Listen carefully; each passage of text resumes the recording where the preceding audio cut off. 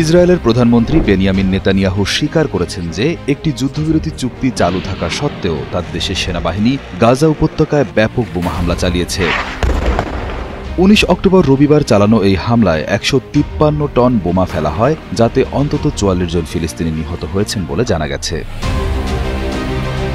সোমবার ইসরায়েলের সংসদ নেসেট অধিবেশনে ভাষণ দেওয়ার সময় নেতানিয়াহু এই তথ্য জানান। 153 টন পদার্থ। তিনি বলেন, যুদ্ধবিরতির সময় ২ ইসরায়েলি সৈন্য নিহত হওয়ার প্রতিক্রিয়ায় এই হামলা চালানো হয়।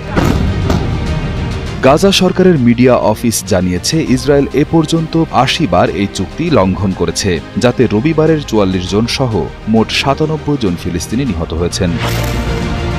অন্যদিকে ইসরায়েলের অভিযোগ, ফিলিস্তিনি প্রতিরোধ গোষ্ঠী হামাস প্রথম হামলা চালিয়েছিল। তবে হামাস এই হামলায় জড়িত থাকার কথা অস্বীকার করেছে এবং যুদ্ধবিরতি মেনে চলার কথা জানিয়েছে।